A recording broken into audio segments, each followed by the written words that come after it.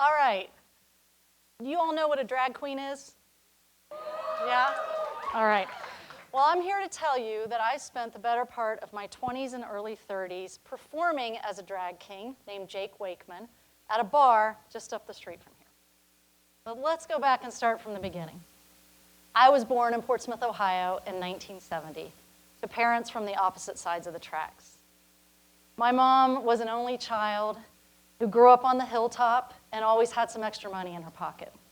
My dad was one of 9. He was a river rat and grew up with never more than 2 nickels to rub together. I came out assigned female at birth, and my mom got right to work adorning me in dresses and pigtails and saddle Oxfords. My dad, on the other hand, let me run free. He didn't care if I was barefoot, covered in mud, with messy hair, and that worked for me. That's what felt right. I was tomboy through and through, and all I wanted to do was climb trees, be outside, and ride my big wheel. But I felt this tension between my parents at a very early age around my gender identity, gender expression. Like all tomboys in the 1980s, I knew there was an expiration date on my gender nonconformity. I was certain mine was age 13. I dreaded becoming a teenager with every bone in my body. All I could think of was hips, breasts, lipstick, curling irons, all of those trappings of normative femininity that I wanted nothing to do with, but was certain I would be forced into. This shadow, this expiration date, hung over me like a dark cloud. I didn't really fit in anywhere, and high school was no better than elementary school and middle school. By the time I got to college, all I wanted to do was find some way that I felt like I belonged. I found it on the first day of school at orientation for swim team. I met my friend Kate. Kate was a hippie from Colorado. She was touchy-feely. She liked to hold hands when we walked down the street. She wanted to hug all the time. That's not something I grew up with. When her roommate moved out, she pushed the 2 single beds together in her room, and I spent most nights in her dorm room. We were on the swim team, and for that first year of college, it just felt like everything was coming together. I had a great friend. I belonged on the swim team. And then over time, what I realized was happening was that I was falling in love with Kate.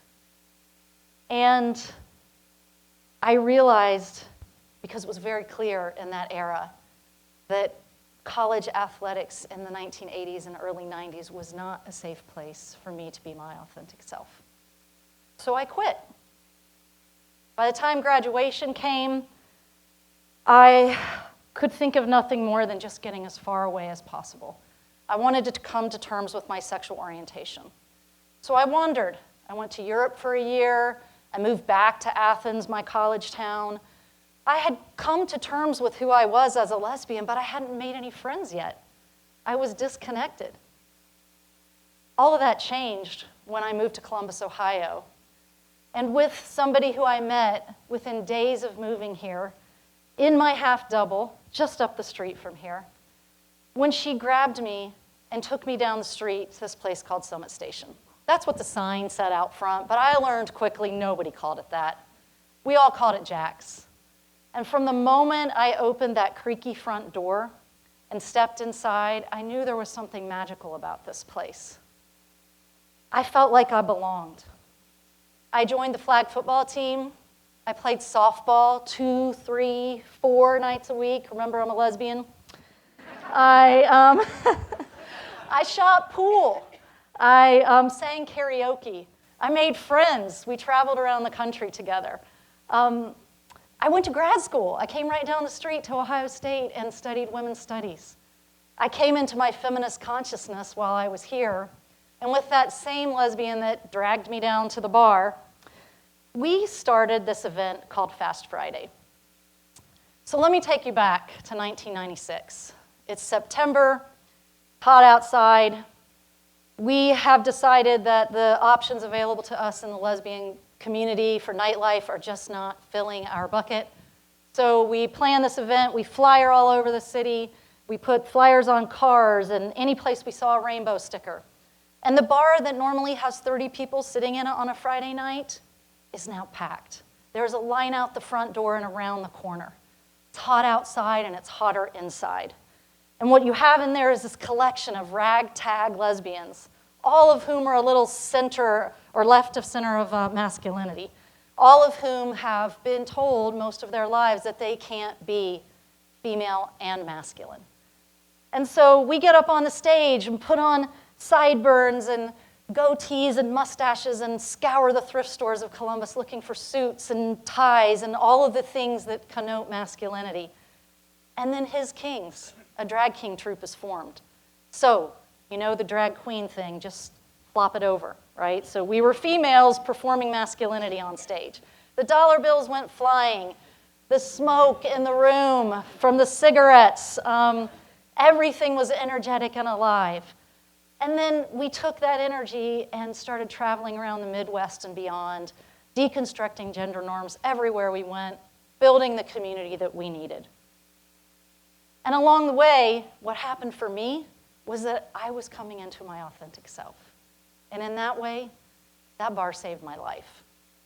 It gave me a sense of belonging that I had never had before, a sense of belonging that enabled me to be my authentic self. With that new sense of belonging, I moved into my 30s. I started working in public health, serving people living with HIV. I had a sense of confidence and security I'd never felt before. I met my life partner. We got married, started a family. And my work grew from serving people living with HIV to working for an LGBTQ plus healthcare provider. I was hired to develop and implement LGBTQ plus community engagement, research, and education efforts, all with the intent purpose being to improve the health of my community, that community that had given me so much I was now serving. And it was amazing. I felt like all the pieces finally came together. I'm in my late 40s by then, so I guess I'm a slow learner, I don't know, but I felt I had a family, I had friends. My professional life was giving me an opportunity to serve. And it was amazing until it wasn't.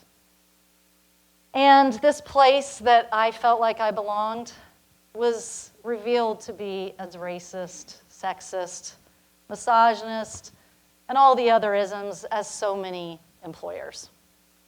The betrayal I felt was immeasurable. And I felt my professional life, well, actually, my professional life was okay. It was my personal life that was suffering and my mental health. So again, I chose to quit. I felt there was no other way to be true to me and my values but to leave this place. Luckily for me, around this same time, I had started dreaming about placing a historical marker in front of this bar that had saved my life. And so we started tracking down the bar's owner, Peter Brown. Petey was actually the bartender, as she tells it, on the very first night the bar turned gay. She later bought the bar because she couldn't let it become a boys' bar. And in 1980, she took ownership of the bar and was the owner until its closure in 2008. But once we started talking to Petey, all these other women came forward with all virtually the same story. That bar saved my life. It was the only place I felt safe. It was the only place I felt like I could be me. And so again, with that same person I met in 1993, we realized we needed to collect and preserve these stories. And so we set out to work doing that. And once again, because I had fallen so far from that professional injury, that bar saved my life again. This time, because it gave me purpose. It gave me this project that was associated with the bar. The bar that was now closed gave me purpose. It gave me a reason to feel connected to my community. We call this thing a project. because it's so much more than a documentary film. The project takes its name from that neon sign that hung the length of the bar from 1980 until 2008. It's hysterical, right? Because the joke works because the sign never goes off, right? Free beer tomorrow, tomorrow never comes. But you'd be surprised by the number of people that came in looking for their free beer. Anyway, today I got asked for free beer, but reminder, that's tomorrow. So we set out recording oral histories. We started filming people. We knew that what needed to happen was a documentary film. But there's so much more. Again, we call this endeavor, a project. We have done intergenerational storytelling events. We've done community conversations. What else have we done? My favorite, Lesbo Bingo. All of these things are opportunities to bring our community back together again. Back together because the spaces that we once knew as ours are largely gone. In the 1980s, there were over 200 lesbian bars in the United States. By 2020, we had less than 30. Columbus used to be home to, you could count them on more, you needed more than two hands to count the number of bars. Depending on how you measure what counts as a lesbian bar, we are either at 0 or 1. But what happened for me, again, was that bar saved my life. And part of what happened was that I met Lee Parfit. Lee lived alone on the east side of Columbus. She's a trailblazer in our lesbian community and queer community. She was lonely and isolated, and it tugged at my heart. And it then also triggered my public health brain. And so a public health research study was born. Aging Well, Aging Together is a cross-sectional qualitative research study that examines the impact of the loss of these spaces on lesbians in Central Ohio. We've spent 2 years collecting data, and it's still being crunched. But what we've learned, at least anecdotally, what I learned from sitting in those interviews, was that what I thought was true was actually probably not true. That I thought that people were lonely, but what I found out the more I talked to people was that people were still connected. They might not be hanging out at the bar, so it's less bar and more potluck. It's less softball and more hiking. But the skills and the connections that were built in those magical places have carried many of these women into the later years of their life with a sense of connectedness and belonging. And that's what it's about, right?